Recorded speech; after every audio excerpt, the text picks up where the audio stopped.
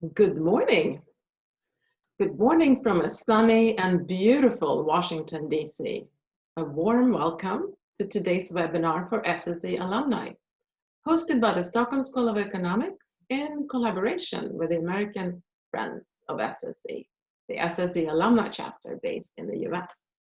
Today's focus will, as of course you all know, will be on the upcoming US election. On the very distinguished panel, we have Emmanuel Hatzakis, Jens Nystedt, and to get the current scholar view, we of course have a representative from our dear Handelshögskolan, Jesper Roine. And this exciting discussion is going to be moderated by my fellow Washingtonian, Karin Henriksson. I am Cecilia Browning, very honored to be kicking off the webinar today.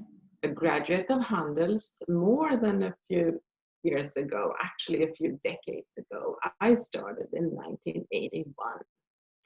Our goal and hopes are that even though we're all social distancing these days, these kind of webinars will actually make us feel a little bit more connected to Handelshögskolan as alumni. We're almost ready, but I have been asked to go through just a couple of housekeeping rules before we can start. I'm sure you're all Zoom pros by now, so you have noticed that you have been muted. We apologize for that, but we would like you to participate by using the chat function. All your comments and questions will be forwarded directly to our moderator. And also, if possible, please turn on your videos. It's so much more fun if you can actually see who's out there these days. And finally, we will be recording this webinar, so it will be available afterwards, and you can watch it again and again and again. Now, it is my honor to introduce our moderator, Karin Henriksson. I'm sure you can all hear the applause. Karin Henriksson is a long-time correspondent based in Washington, D.C. And she is, of course, particularly busy these days, contributing to Swedish media. Among them, Utrikesmagasinet, which is published by the Swedish Foreign Policy Institute, and also a blog and podcast, American Friends. She is also a super prolific author.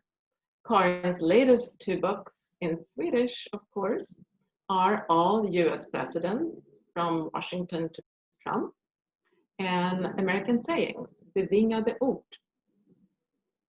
So I'm so excited to say, Karin, the floor is yours.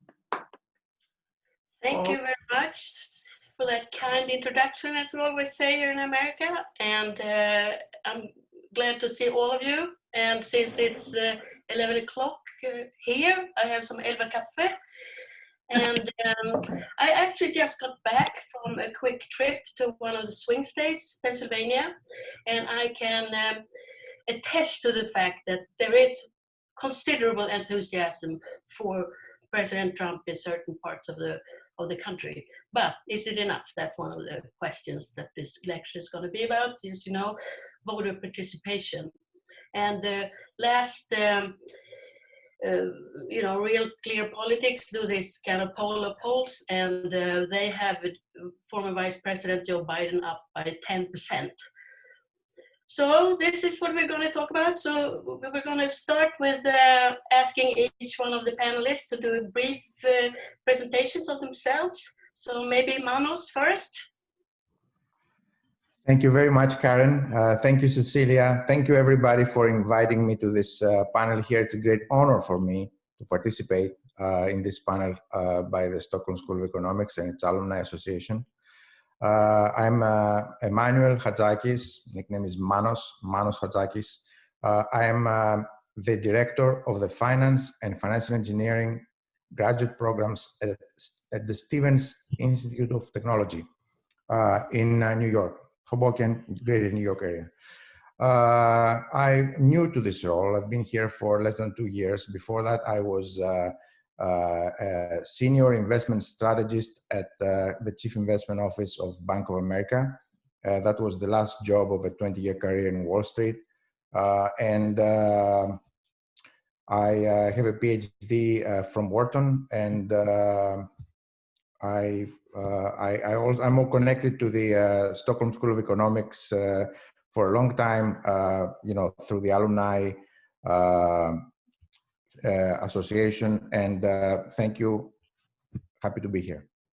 Okay, next, Jens then, please. Yes, hi, good morning, good evening, everybody. Jens Nystedt.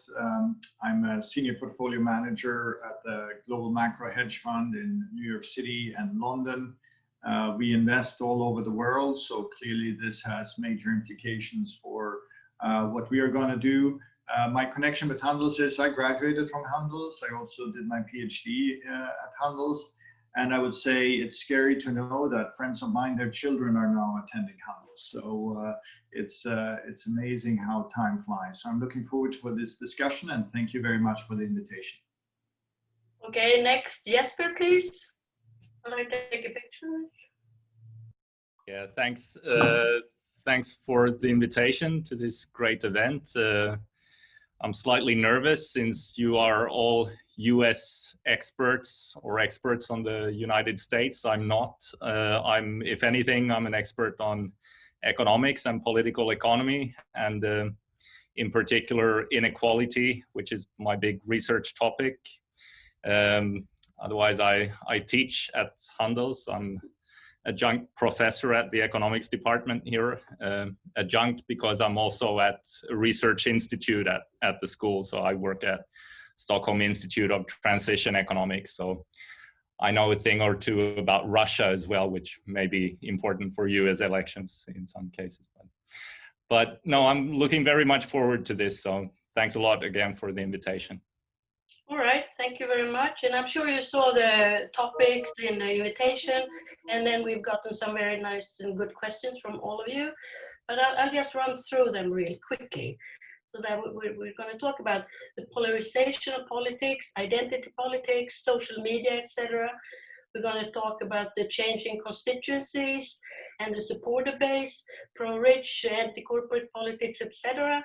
Then we're going to touch on the market perspective, fiscal policy and trade, and then the importance of health care, which might be one of the big topics this fall. Obviously, it would have been anyway, even without the pandemic, because that is a constant factor in American life and in American politics. And then engagement and commitment in general. So we thought that the first question should go to Jesper. About how party alignments has changed before and after Donald Trump.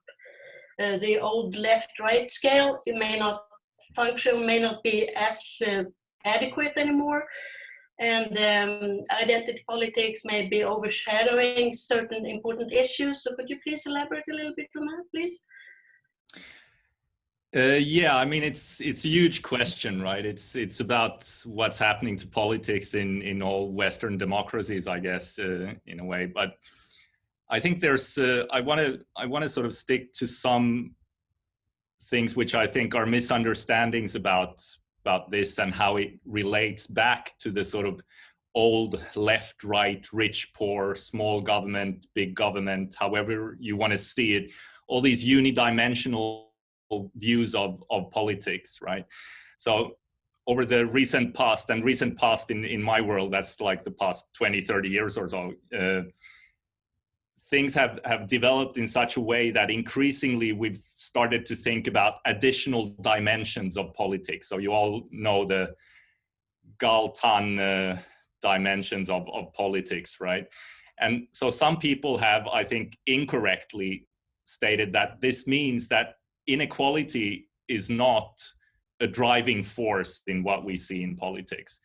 I think it may still be, right? Because inequality has two effects on the political scale, so to speak. One is that the rich get richer, and in all situations where money has an impact in politics, that means more power in various ways for these people. But then there's also losers on the other end of the spectrum. And this is where the polarization comes in, because these people want answers and they want something to be done about this. And now the question is, in the traditional, if you insist on a one-dimensional scale, then there's the cleavage is between these poor people or the ones that are left behind and the rich. That's the opposition. But if you can switch, you know, the discussion into another dimension, say identity politics or something else, then you can move away from the sort of tension in the economic dimension to other things. And in fact, if you look at sort of what happened before the previous election, then I think, you know, the Rust Belt and the states that in the end tilted to Trump's advantage and that he appealed to based on sort of the fault of your situation is migrants and it's competition from China. That was the story back then. These were places where it was not just Trump that got more support. Also, the left wing of the Democratic Party was more favored in these areas.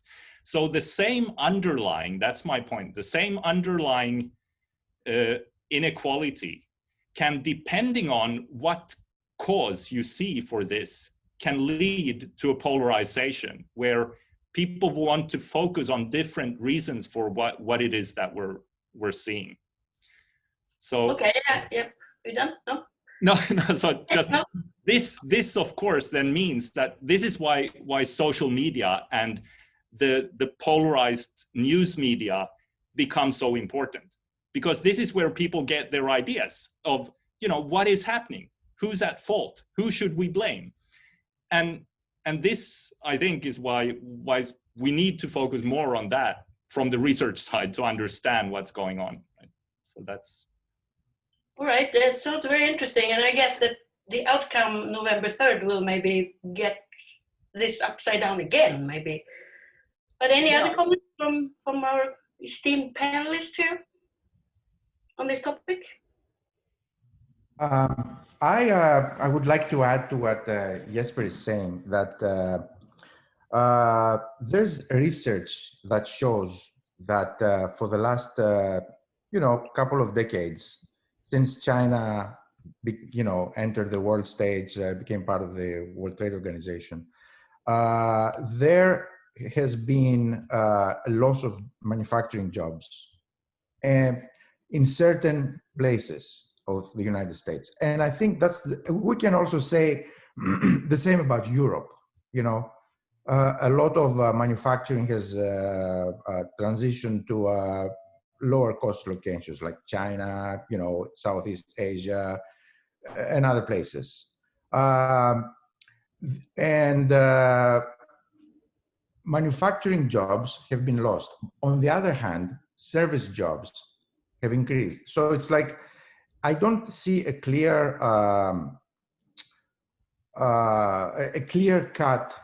effect of China's stealing jobs away from the United States and other countries, developed world countries like Europe. I'm sure in Sweden also there must be a debate like that.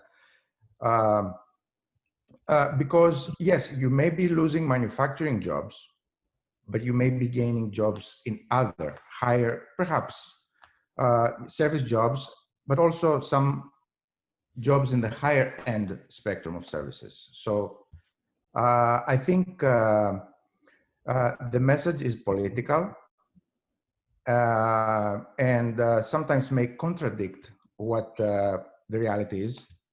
And I think we need to keep that in mind. In the end, will people continue to believe the political messages, or are they going to look at their wallets, at their balance sheets, their bottom line? That's. All right, that leads to the next question and for Jens. So I mean, the economy was supposed to be Donald Trump's strong card, right? And now it may not be. At the same time, the stock market is at record levels, etc. So how would you explain all this? Particularly against the background of what Jesper and Manos just said. Well, I think there are a couple of things that are working in Trump's favor here. I think nobody necessarily blames Trump for being the reason why the economy weakened so significantly. If you look at the opinion polls, Trump is still scoring well above Biden with regards to how to handle the US economy. And in fact, in other opinion polls, the economy is put ahead of COVID as the issue that most people focus on. Clearly, that is related to Jesper's earlier comment and what Manu said. People do care about their pocketbooks, and that comes even before this virus that we're dealing with in the US very ineffectively. So there has been, I would say, an uptick ever since Trump managed to convince some states, or at least the virus became a little bit of a back burner issue during the summer, and economic issues moved to the fore. Therefore, that I think will continue to be the case. The stock market, I think, is less effective as a tool and a measuring device to address some of the concerns of the lower income people that vote for Trump. Clearly, they don't have large pension savings invested in the Dow Jones, which is the preferred metric that Trump always quotes when he tweets about the stock market. So is it good for Trump that the stock market is up? Yes. But does it really mean that the average voter in Pennsylvania therefore thinks that he's more successful on the economy? Less likely. So I do think that in the absence of the coronavirus, this would have been a nail-biting election. It would not have been clear who would have won, given that most likely the US economy would continue to be very strong even now. So when Trump is out doing his events that he now continues to do, perhaps a little bit earlier than we ideally would have liked, but he still says with some credibility that this was the world's strongest economy ever. Well, that may be a little bit of an exaggeration, but it was a strong economy. And we were seeing that if we looked at underemployment rates, people returning to the labor force, all of that was happening because of a stimulus package that was perhaps ill-timed 2.5 years ago, but it did have an impact in terms of making actually some of those job opportunities being available. Manufacturing jobs are not necessarily coming back, but he's not losing them. So net job creation has been positive in the US. So net, the COVID shock was not enough to address the fact that Trump is still seen as leading when it comes to economic issues and the ability to manage the economy. And that has been, I would say, Trump's only effective attack vector on Biden. That's the only thing he keeps on stressing, and that has had any kind of success and traction in the opinion polls. And he should have tried to do that consistently, but Trump seems to have a problem to stay on message. And instead he picks fights with Dr. Fauci most recently. And that means that the focus then switches back to the area where he's the weakest, which is the coronavirus. Had he only stayed on the economy, I think he could have made up for some of the recent losses in the opinion polls. The research I was implicitly referring to was on the previous election in terms of where was Trump doing the best. And this turned out to be in exactly the regions, and not just states, but even at municipality levels, the areas where import competition from China was the strongest. These were places where people felt, that this was a threat. And by addressing that threat, I think he gained a lot of support that here's someone who sees our situation, right? But the interesting thing is that in these states or in these areas, also Bernie Sanders was doing, relatively speaking, better than other Democrats. Hence the polarizing effect of, when something happens, people are discontent, that opens up for the possibility of having different interpretations as to what's the right thing to do in this situation. And this is where the polarizing effect of inequality and economic effects comes into play. Yeah. Yeah, that's great. Yeah, I was gonna say, well, that's what it's gonna be about, right? And I'm so surprised too that Donald Trump is so successful in blaming everybody, but I mean, big corporations who really were those who did move the jobs outside, and that's why maybe Bernie Sanders was popular, because he really pinpointed this billionaires and millionaires. However, now next topic would then be healthcare, and I would say that is maybe the area where it can be really critical of Donald Trump. He did promise in Western Pennsylvania 4 years ago, I was there, I heard him say that we are gonna have better and cheaper healthcare, vote for me. And 4 years later, he has not really put forward a better proposal, even though he says he will. And now with the Supreme Court nomination, in the Supreme Court is going to be up next week, probably, and just after the election, the question of Obamacare. And now suddenly the Republicans are saying, oh, the Supreme Court will not strike down the Obamacare, don't worry. So this is really a big topic. So what do you say, Manus? What will happen? Karen, yes, this is actually a very big topic, especially, speaking about healthcare and what the health crisis we're right now in the midst of, COVID, right? Better and cheaper is very appealing. It is really very appealing, especially to the ears of people who are willing to hear this message, right? But that was said 4 years ago. And let's just look at what happened in those last 4 years.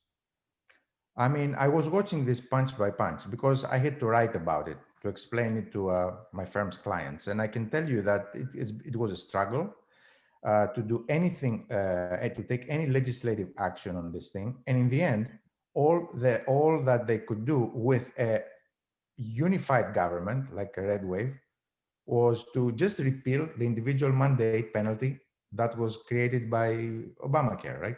The Affordable Care Act. That's what they did in the first term. So is it really, so if it was that hard to do this to the point that at some point they abandoned the efforts to repeal it or change it in some way, and then they focused on the tax reform that Jens just talked about. If it was so hard to do in the first term with a unified government, all Republican, right now it's like a divided government, and the polls are showing a very grim picture for the Republican Party. If they keep, let's say the situation stays as it is right now, Republicans have the White House and the Senate, Democrats have the House. How easy it's going to be to do anything on healthcare, on Obamacare? It's not going to be that easy. And 1 week after the election, of course, we're going to have the Supreme Court hearing of this topic. They're going to try to repeal it, but to me, it doesn't look very likely. That's my personal assessment.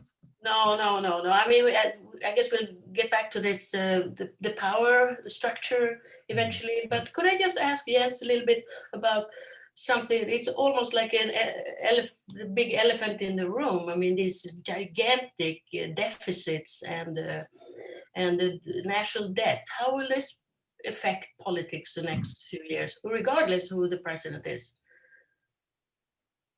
I think it's a challenge that is not only facing the US, but facing most developed economies, and increasingly we're seeing it in emerging markets too. Who's going to repay that debt? And I think the assumption is growth is going to help us a lot. And I think that boils down to two things. Number one is, if you look at the IMF's World Economic Outlook, which was released yesterday, they actually upgraded the global growth forecast. We dealt with the pandemic, at least this first or 1.5 wave, slightly better. And the reason why they could upgrade the growth forecast was that the fiscal response was much more massive and quicker than in previous crises. So we had learned something from 2008 to 2009. In terms of repaying it, I think there are two things we need to take into account. Number one is the growth that I already mentioned. Can we actually grow out of it? Some countries will be more successful than others. The US in the past has certainly shown itself being more dynamic and being able to recover when it comes to growth, much more so than Europe. And then the second thing has been quantitative easing. A lot of this extra net supply that is being issued right now in the bond market is being bought by the World Central Bank, and the Fed and the ECB is taking the lead on that side. So if you look at net issuance, so issuance of bonds that are not being bought by central banks, it's actually quite low and quite manageable. Then you also need to think about what is the interest rate on this massive amount of debt? What's the actual debt service?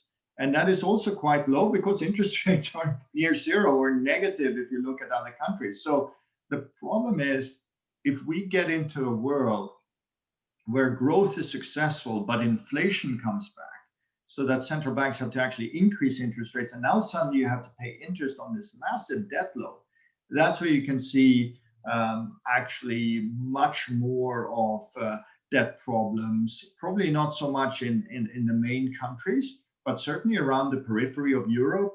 There will be countries that will face debt levels that will simply not be sustainable, and they either have to restructure the debt or inflate it away. And that will be a challenge that is something that the next generations, those that are attending handels now, will have to deal with rather than us who are no longer there at that point. So debt service will be a problem. If we don't grow, it will be a problem.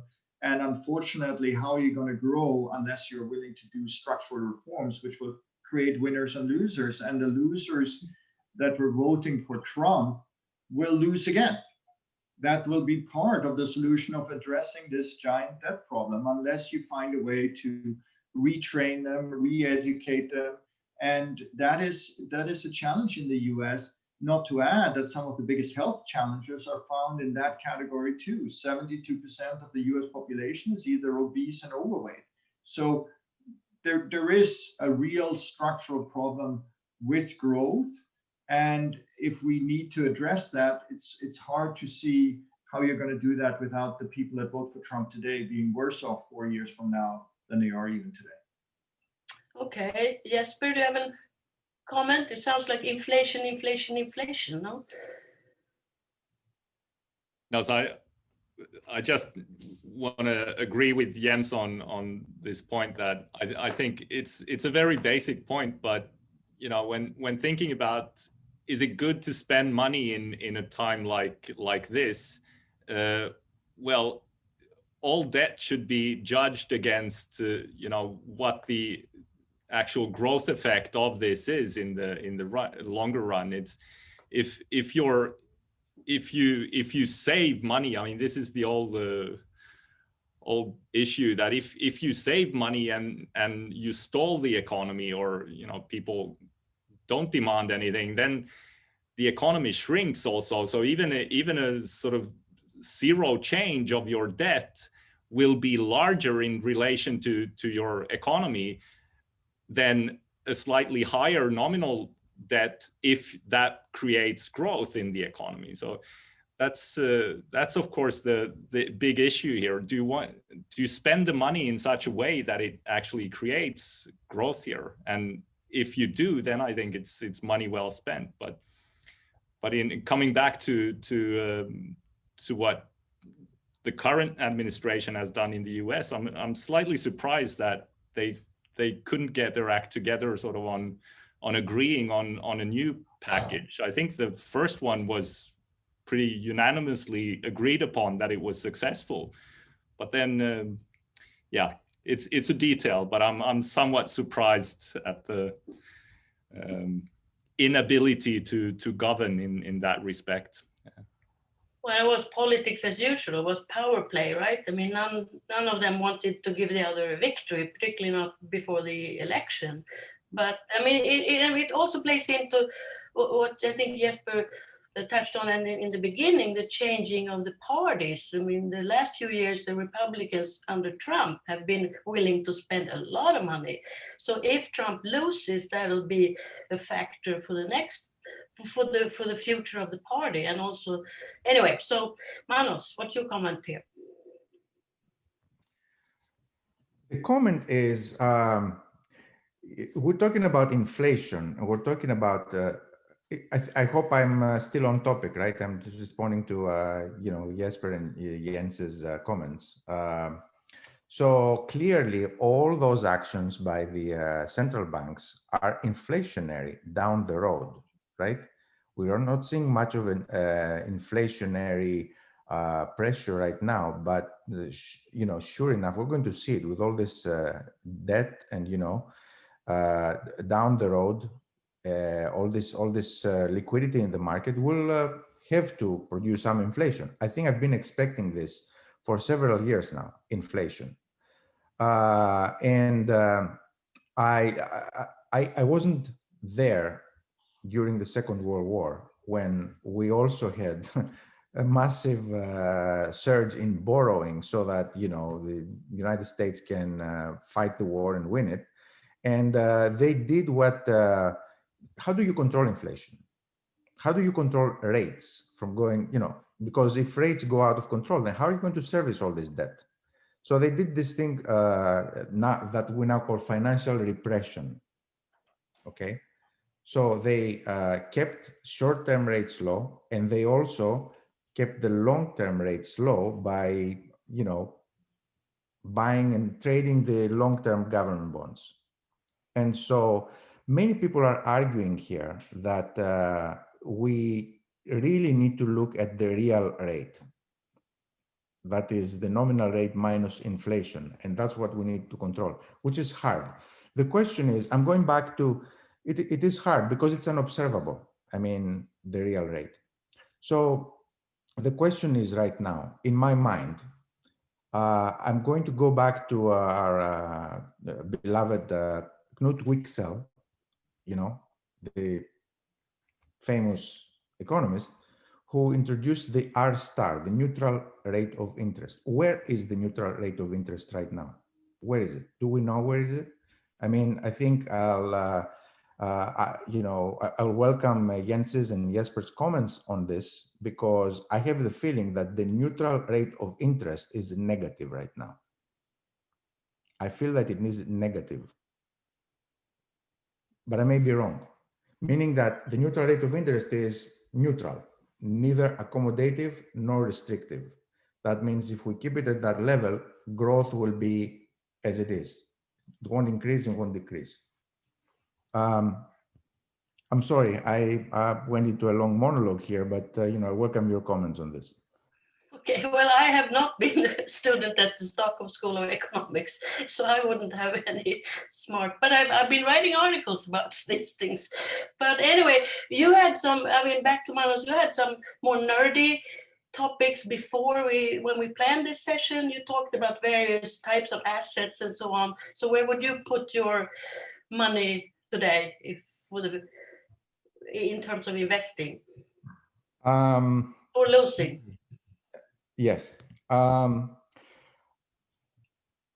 Let's say we think in terms of two asset classes, stocks and bonds.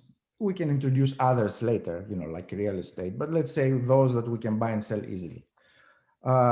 It's hard for me right now to choose bonds over stocks because, and of course, I will, Jens and Jesper, feel free to comment on that, but I think equities, stocks are inexpensive relative to bonds. Expensive in absolute terms, very expensive, but relative to bonds, they are very inexpensive. Bonds are very expensive right now. Look at where rates are.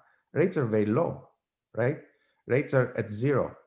In some countries, less than zero, okay? So would you buy bonds right now? When interest rates start going up, when inflation comes, interest rates start going up, then bonds lose value, right?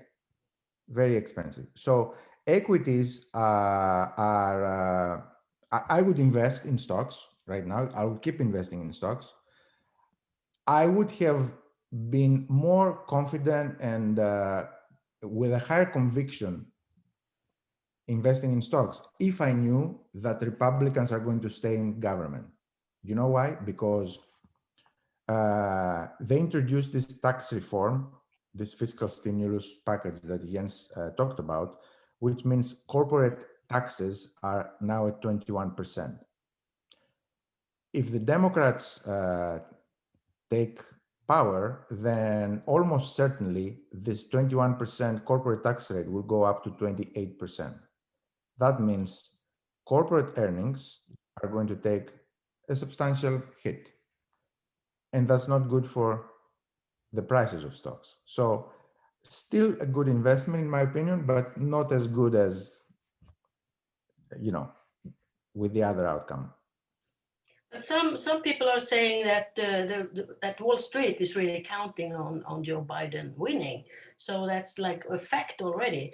And then there would be other industries that would be benefiting from a Biden administration, particularly if the Democrats get majority in both houses, which right now does not seem impossible. So any comments, Jens or Jesper?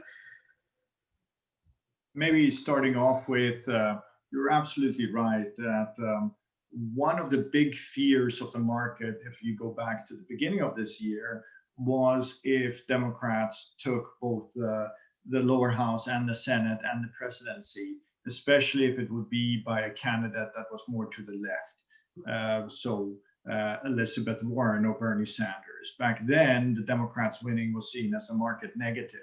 Fast forward 7 months, a blue wave where the Democrats actually take the Senate as well. And it's not such a stretch anymore. Trump is doing so poorly that if you look at 538 and Nate Silver, he says it's a 70% probability that the Democrats will take the Senate too. Under that blue wave scenario, it's absolutely right that Manus mentioned that it's a negative that corporate taxes goes up, but they are just pricing in a much larger fiscal package to Jesper's earlier comment that they failed doing it earlier.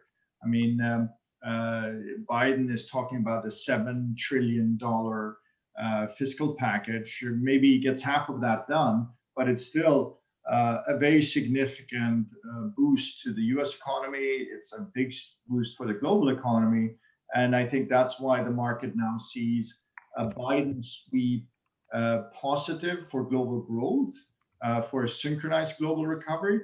But another aspect that is also important is the bigger Biden's lead, the less chance of a contested election.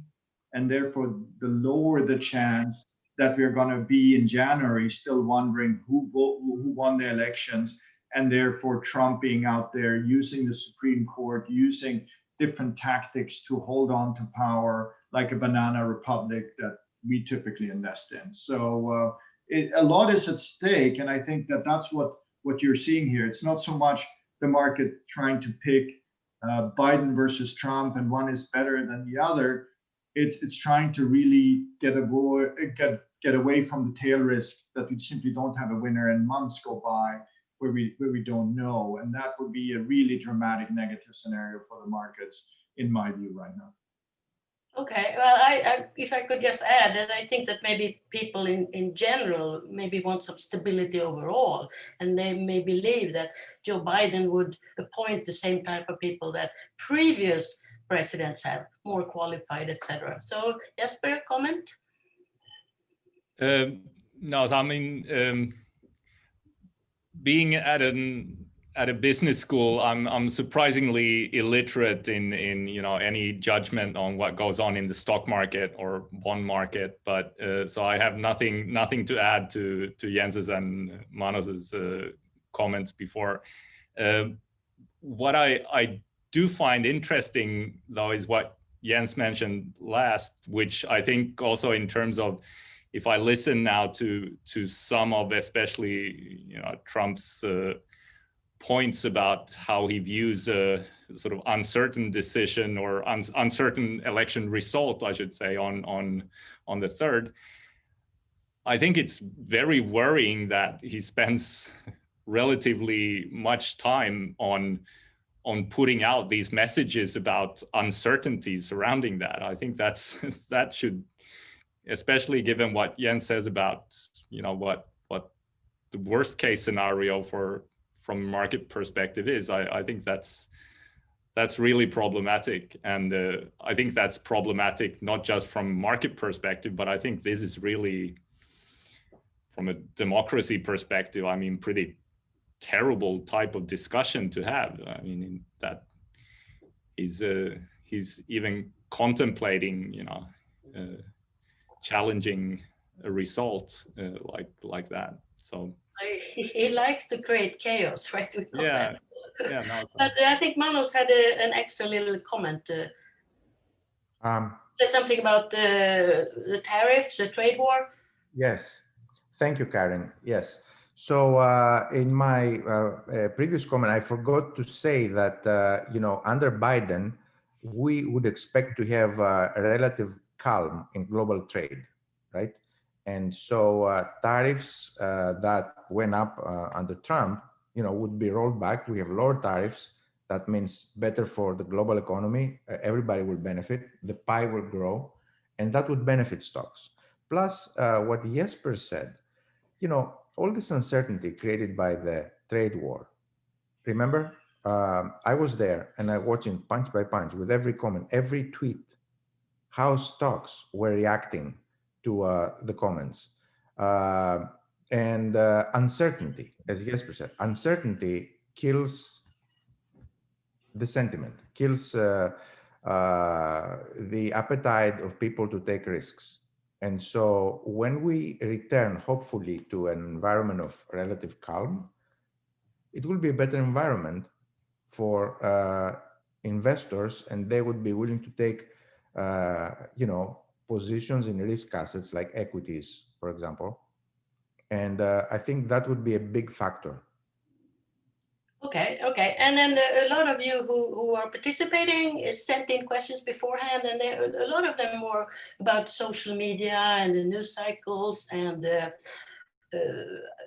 polarization and how dangerous is this? What can we expect? Will this calm down over time, or is this a new reality we have to live with? And in that case, is the United States the leader here in this polarized world? We see it spreading all over. So Jesper, maybe first, no? Yeah, so I mean, there's also academically, there's a huge debate on what the role of social media is in terms of how it's affecting politics. But I think in the particular case of the US and the Trump presidency, it is really clear that he on several occasions uses, you know, the attention and the scandal, quite frankly, around various statements and you know, issues to get away from actually having a discussion about the issues and the politics. So in that sense, it's like a diversion tactic when you don't want to, you know, get any attention to potential failure or potential problem in terms of policy. Then instead you start this other discussion, and that seems to be a lot easier when using this unfiltered channel. And I don't have any good answers to how to get a grip on that and how to get back to having politics be more about the actual issues rather than all this, you know, these scandals, basically, or whatever you should call it. But it's also back to this that everybody has their own facts these days. So where are we going to go? I mean, Jens, you want to add something? But the enthusiasm, it may create both. It may create more enthusiasm, but also less. This sort of. It has absolutely been an important source of mobilizing both Biden voters and Trump voters. It's been a very effective tool. But just to pick up of something Jesper mentioned, the divide that we have in the population, social media being used by foreign actors, i.e. Russia, very, very successfully to make that gap bigger. So it's been exploited, and it was exploited very effectively in 2016. And there's no doubt that when we get to listen to what was done in the 2018 elections, the number of foreign actors that are using social media to push for more division in the US and in other countries as well, it's not only Russia anymore. China, I mean, it's something that is very available to lower cost actors, as in it's very effective. And therefore, if you look, for example, at the market reaction as we're pricing in the Biden victory, the two countries that have seen the largest decline in their valuations of their currencies has been Russia and Turkey. So Russia has been seen as being actually a target for Biden to go after if Biden wins the election. So this is already being priced in as significant risk premiums being put in place. And similar to Turkey, Trump, and we don't know why, has had a affinity to dictators and autocrats, typically not US natural allies. And we are seeing that being priced into the markets as a result. But overall, your question about we're entitled to our own facts, I think we are seeing a response, right? So Facebook, other of the more popular type of apps are putting in place now controls. They are, for example, not allowing ads very close to the election. So we are starting to put in some self-regulation into it. And I think the threat is clear. If they don't do it, regulation will. And the US will probably be an example that in a Democratic Party controlled Senate and House, I think we will see significant regulation of what increasingly looks like tech monopolies. And that's another reason for what Manos mentioned. A Democratic victory is not necessarily great news for the stock market, because if there is a group of companies that have been responsible for the vast majority of recent gains, it's been those tech companies. So I can see self-regulation being part of the answer. But as long as we have foreign actors exploiting the divisions in the US, and we have to be careful with it in Sweden and other countries as well, it's going to be there for a very long time to come. All right, I guess we have to start slowly wrapping up here. So Manos, did you have another comment?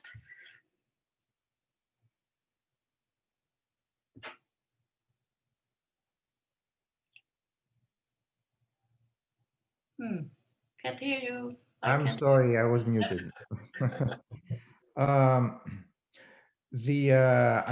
like to add to what was said before. I think Jesper said something about when people will start paying attention to facts and rather than, sound bites. I think that you were in Pennsylvania, Karen, very recently, right? So I don't know if you had the chance to speak to any of those people there. And yes, I did. And the Trump voters are really, in that sense, I think you could say that it is a cult, right? They really believe. You can say that they believe him, but you can also say that he can. For a while, I thought that he could drop out. I mean, he could say, I achieved what I meant to do. We lowered taxes. I was tough on China. We're building a wall, etc. So there is, he can make that argument, and a lot of people believe him, but others do not, and I'm included in that group. Sure. And of course, it's makes sense. But I mean, my experience has been when I listen to those people talk, and I have to say that there are two extremes. One of them is Trump supporters, or the other end is the left, maybe Bernie Sanders. I think it's more a phenomenon that's more associated with the Trump supporters, that their mind goes to autopilot by the media they watch. Okay, so I can't really have a conversation with them because they communicate in sound bites. The sound bites that they parrot from what they hear in the media. Okay, I mean this is my impression. I don't get this from the other side, the left. Their comments are a little more nuanced when I talk to them, and that's an interesting difference in my opinion. Yes, it's. I mean, everything is interesting right now, I would say. Any questions from the audience? No, don't see any. No. So I guess we've. Did we forget something really important? Yes, Jesper, Manos. Yes, Karin, I think we forgot who's going to win. I only make bets if I'm 100% sure that I'll win. Then it's not a bet. That's not the definition of a bet. So, what surprised you the most with this election campaign, and has it changed your mind in any way? Your recent visit in terms of who's going to win? Well, that's a good question. As journalists, we ask questions. We don't answer questions. But anyway, no, there are many things I would say. I am not, let me say what I'm not surprised about. I'm not surprised that Biden is sort of on an upward trajectory. There was so much talk about him being hidden in a basement all summer. And I don't think that that's negative, because the election campaign really only starts in like September, October. And he's not Hillary Clinton, and that's also very obvious. But then I think it's back to the class issue. I'm interested in sort of class struggle. That's in the American sense, right? Remember Warren Buffett saying we had class warfare and my class won. So the fact that there's so many of these voters in like rural Pennsylvania who really believes that Donald Trump has made their lives better. I think that Donald Trump may have made life better for a lot of business people, particularly small business people who really had to deal with a lot of regulations and so on. But for the regular worker, I really don't see that he has done anything to get wages higher or workers' compensation or better workplace conditions. So that's in that sense, I'm surprised. He was supposed to be. 4 years ago, the Kellyanne Conway, when she was about to take on a job in the Trump campaign, she said that Donald Trump had made the Republican Party into a working class party, which I thought was a very interesting comment. And then, of course, Bernie Sanders and the left in general would say that Trump has really failed the working class. So that would be my comment. Anybody else, or is it Cecilia now, or no? No, maybe just one last thought for me. I think that, Karen, your opinion is I think spot on, but it also means that we haven't seen the last of Trump or people like Trump, right? Biden is not a solution to any problem. So the problems that Jesper started off with highlighting are still festering. And the question is simply, when is the next Trump going to come around? And is it going to be a right-wing or left-wing Trump? And that's what I think some of my European friends and colleagues don't appreciate. They think, oh, Biden win, we can go back to normal. No, enjoy this break, because it's going to come back. Well, the whole political system here is obviously very slow. And then if it's going to be divided government that we were mentioning earlier, then nothing will happen. So not a positive note to end on.